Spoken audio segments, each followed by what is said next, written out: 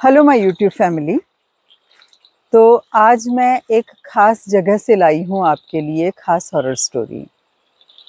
आज मैं हूँ केरला के एक जंगल में, एक रिज़ॉर्ट में, और ये बिल्कुल आइसोलेटेड प्लेस है और यहाँ पे सिर्फ हम हैं और एक छोटी सी कॉटेज है। तो यहाँ पर बहुत अच्छा एम्बियंस है हॉरर स्टोरी के लिए, तो मैंने सोचा मैं आपको यहाँ से एक हॉरर स्टोरी शूट करके सुनाती हूँ। और वो हॉरर स्टोरी मुझे सुनाई है मेरी डॉटर इन लॉ ने। तो कहानी ऐसी है कि ये पहाड़ की कहानी नहीं है, ये दिल्ली की घटना है और ये बिल्कुल सत्य घटना है। उनके फादर दिल्ली में थे और वो एक बहुत अच्छी बड़ी कंपनी, में नाम नहीं लेना चाहती हूँ, उसमें जीएम थे। और वहाँ पर दिल्ली में उस कंपनी की बहुत सारी ब्रांचेस वो खोलने का उनको काम मिला था। और वो किसी घर में रहते थे और मतलब दिल्ली में फ्लैट में रहते थे और उसके नीचे के फ्लोर में एक फैमिली रहती थी जो कि सरदार थे। तो बहुत अच्छी फैमिली थी, बहुत अच्छे लोग थे, सोशली बहुत इज्जतदार लोग थे। और उनके दो बेटे थे और बड़े वाले बेटे की शादी जो है दिल्ली में ही हो रखी थी और अच्छी फैमिली से लड़की थी और उनका ट्रांसपोर्ट का काम था। और दूसरे लड़के की जो उन्होंने शादी की, उनकी बहू वो लाए राजस्थान से। तो राजस्थान में वो लड़की जो थी एक मिडिल क्लास फैमिली से लड़की थी। उसके फादर ये गुरुद्वारे में जो पाठी होते हैं इसका काम करते थे। धार्मिक परिवार था और इनकम का कोई अंधाधुंध इनकम का कोई ऐसा सोर्स नहीं था, मतलब सोर्स ऑफ इनकम लिमिटेड था। तो उन्होंने बड़ी सादगी से अपनी बेटी की शादी की। कहते हैं दावत खाना बहुत अच्छा किया उन्होंने, लेकिन दहेज में वो जैसा बड़ी बहू लेके आई थी उस तरह से नहीं ला पाए। तो बड़ी बहू और छोटी बहू के जो व्यवहार था ससुराल में वो एकदम डिफरेंट था। बड़ी को काफ़ी छूट थी, उसको पर्दा नहीं भी करे तो भी चलता था और उसको बाहर घूमने फिरने की इजाज़त थी। उसको थोड़ी ज़्यादा रिस्पेक्ट मिलती थी क्योंकि वो थोड़ी वेल ऑफ फैमिली से थी। और छोटी बहू जो थी उसको काफ़ी एक्सप्लॉइट किया जाता था। और जो हेड ऑफ द फैमिली थे, लड़की के जो ससुर थे, वो काफ़ी सज्जन सीधे टाइप के इंसान थे और जो मदर इन लॉ थी वो थोड़ी तेज़ थी। और फादर इन लॉ जो है वो मदर इन लॉ उस छोटी वाली बहू को कुछ सुनाती थी या बोलती थी तो कुछ नहीं बोल पाते थे, मतलब घर में क्लेश ना हो इस वजह से चुप रहते थे या जो भी कारण रहा होगा। तो मतलब कहने का यह है कि छोटी बहू सप्रेस्ड थी, उसको दबाया जाता था। और समय बीतता चला गया, बड़ी बहू की दो बेटियां हो गई और इस छोटी बहू का एक बेटा हो गया। तो बेटा होने के टाइम क्या होता है, जब घर पे कोई नया बच्चा आता है तो मायके वालों की तरफ से काफ़ी सारे गिफ्ट्स आते हैं। तो बड़ी बहू की काफ़ी अच्छे आए होंगे, तो छोटी बहू से उन्होंने डिमांड करी कि मोटरसाइकिल चाहिए, मोटरसाइकिल देनी चाहिए तेरे फादर को, पोता हुआ है हमारा और उनका भी नाती हुआ है। इस तरह से बातें हुई होंगी घर पे। बहू ने अपने फादर से कहा कि पिताजी मुझ पर ये लोग प्रेशर बना रहे हैं और मेरे को परेशान भी कर रखा है इन लोगों ने और मोटरसाइकिल मांग रहे हैं। तो फादर ने सोचा कि चलो कोई बात नहीं, जैसे तैसे करके मोटरसाइकिल दे देते हैं, मेरी बेटी को सुनना पड़ता है तो सुखी रहेगी, चलो थोड़े दिनों के लिए तो चैन रहेगा उसको, जो भी माँ बाप ने सोचा होगा। और उन्होंने उस लड़की को मोटरसाइकिल दे दी। लेकिन धीरे धीरे जो है वो डिमांड्स बढ़ती रहीं और ये सिचुएशन इतनी वर्स्ट हो गई कि उस लड़की ने, जो कथा कथित रूप से कहा जाता है, उसने सुसाइड कमिट कर लिया फैन पे लटक के। तो अड़ोसी पड़ोसी सब लोग बातें करने लगे कि भाई ये लड़की तो फैन पे लटक ही नहीं सकती, क्योंकि वो उसकी हाइट थी बहुत ज़्यादा, 6 फुट लंबी लड़की थी वो, 6 फीट। राजस्थानी थे वो लोग, राजस्थान में सेटल्ड थे लेकिन पंजाबी थे। वो लड़की काफ़ी लंबी चौड़ी थी और मतलब वो पंखे पे लटके भी तो उसके पैर ज़मीन में बहुत इजीली आ जाएंगे या पंखा ही नीचे आ जाएगा। तो बातें होती रही, गॉसिप होती रही, सब लोग ये कहते रहे कि इन्होंने इसको मार के टांग दिया। लेकिन ना, क्योंकि फैमिली बहुत अच्छी थी, सिर्फ मदर इन लॉ ही तेज थी, लेकिन तो कोई लोग एग्जैक्टली ये नहीं बोल सकते थे कि सच में ऐसा हुआ है। तो पता ही नहीं चला कि हुआ क्या। तो मेरी डॉटर इन लॉ है जो, उनके फादर को क्योंकि बहुत ज़्यादा मेहनत करनी पड़ती थी, उनको कभी कभी 3-3 4-4 बजे उठ के गाड़ी लेकर के जाना पड़ता था एक जगह से दूसरी जगह, क्योंकि नई ब्रांचेस खुल रही थी तो उनको ट्रैवल करना पड़ता था। तो एक दिन क्या हुआ कि वो 3 बजे सुबह उठ के सीढ़ियाँ उतर रहे थे, तो उन्होंने क्या देखा कि एक लेडी, जो कि वो उनको जानते थे, मतलब कि कौन है वो लेडी, उनको थोड़ा सा ऐसा आभास हुआ कि जैसे मेरी जानी पहचानी सी कोई है ये। उसने घूंघट भी निकाला हुआ था इतना सा, और जैसे ही उन्होंने उसको देखा तो वो दरवाजे में से, जिस तरफ हिंजेस होते हैं डोर के, हमारे यहाँ कब्जे कहते हैं ना उसको, दरवाजे में जो कब्जे होते हैं, कहते हैं उस साइड से घुस गई अंदर को दरवाजे के। मतलब जनरली इंसान जब एंटर करता है तो या तो दरवाजा खुलता है, दरवाजा खोल के अंदर होता है, या बीच दरवाजा ऐसे है तो बीच में से जाएगा। वो इस तरफ से गई जिस तरफ से हिंजेस होते हैं, अंदर को एंटर कर गई। तब उसके फादर को लगा कि ये वही लड़की है। क्यों? क्योंकि वो उनसे थोड़ा सा झिझकती भी थी, मतलब उनको देख के थोड़ी शर्म करती थी, झिझकती थी उनको देख करके, मेरी बहू के फादर को देख करके। तो ये पर्दा करती थी या ऐसे कर लेती थी फेस, तो उसने एग्जैक्टली वैसा ही किया और जिस तरफ से हिंजेस होते हैं डोर के, उस तरफ से एंटर कर गई वो।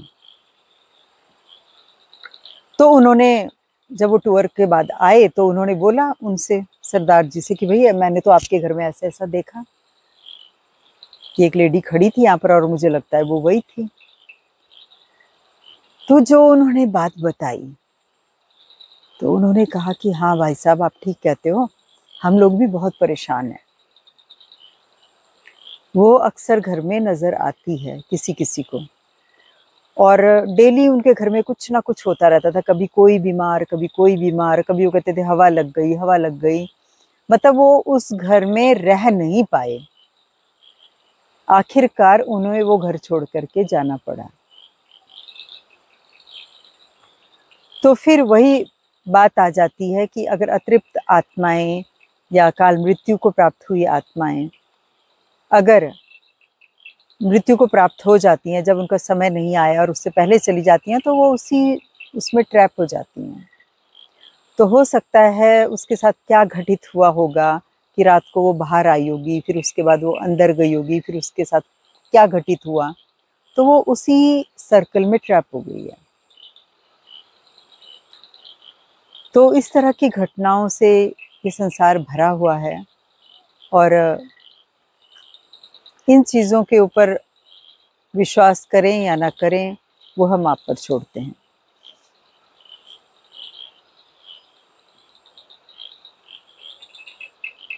तो अब बढ़ते हैं हम अपनी दूसरी कहानी की तरफ।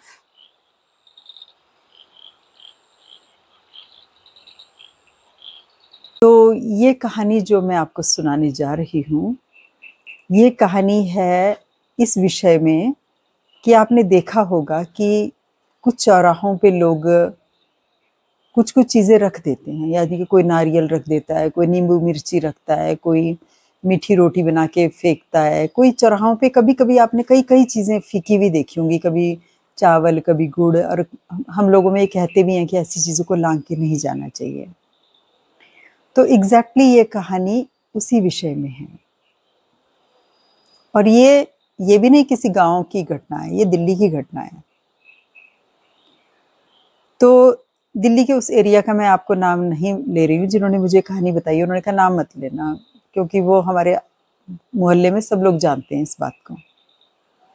तो क्या था कि एक कॉलोनी थी जिसमें ना एक चौराहा था दिल्ली की, एक कॉलोनी है, उसमें एक चौराहा था और उस चौराहे के चारों तरफ जो है कुछ घर थे, मतलब फैमिलीज रहती थी। और एग्जैक्टली उस चौराहे के पास जिनके घर पड़ते थे, यानी कि जो चौराहे के चारों कोनों वाले घर थे, उन चारों घरों में ना कोई ना कोई प्रॉब्लम्स रहती थी। लेकिन वो, अब सब लोग तो एक तरह से नहीं सोचते ना।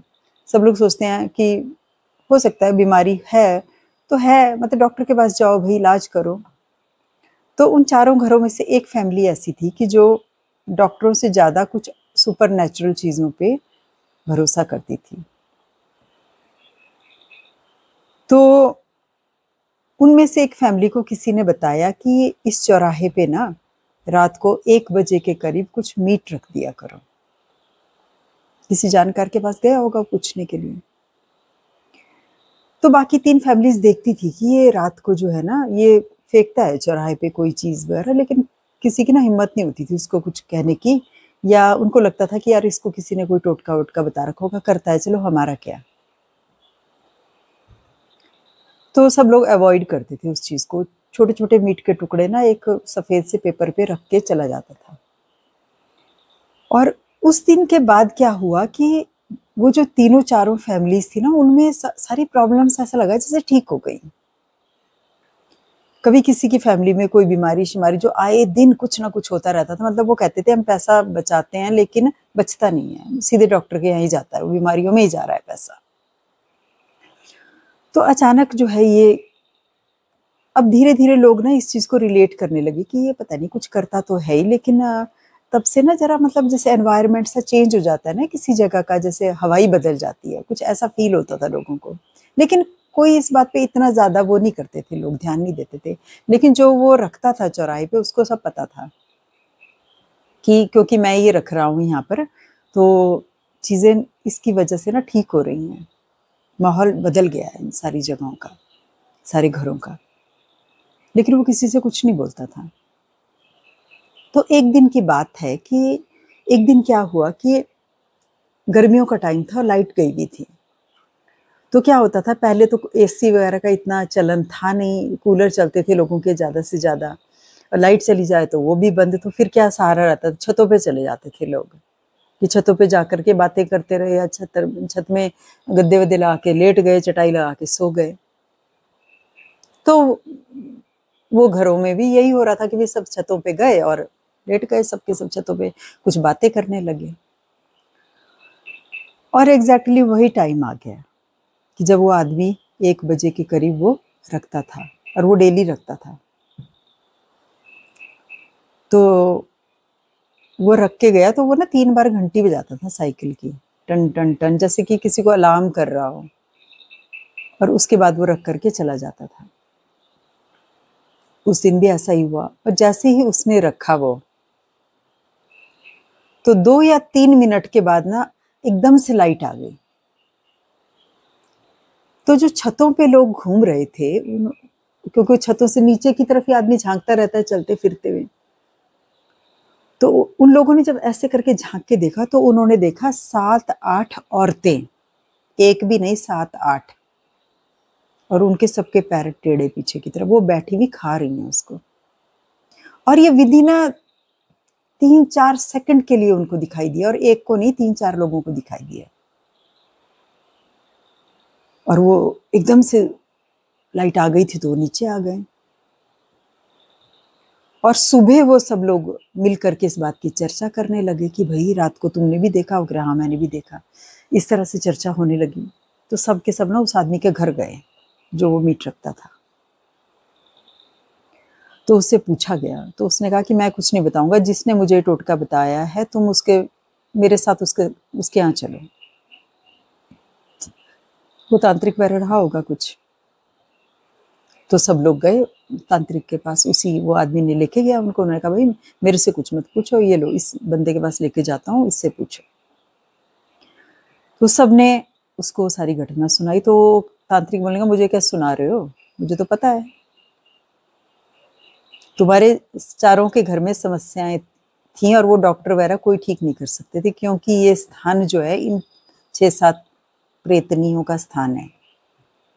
क्योंकि इनको मिलता नहीं है कुछ खाने के लिए, तो किसी किसी के घरों में भोजन की सुगंध या कुछ आती है तो उसको ग्रहण करती थी, और वो तुम्हारा जितना भी भोजन था वो तामसिक हो जाता था, और तुम लोग उस भोजन को करते थे तो तुम्हारे घर में बीमारियां आती थी, और तुम सब लोग डॉक्टरों के पास भागते थे। लेकिन ये आदमी था, ये इसको लग रहा था कुछ एबनॉर्मल, वो ज़्यादा सेंसिटिव रहा होगा, तो उसने बोला डॉक्टरी इलाज के साथ भाई ये भी कर लो तो क्या हर्ज है।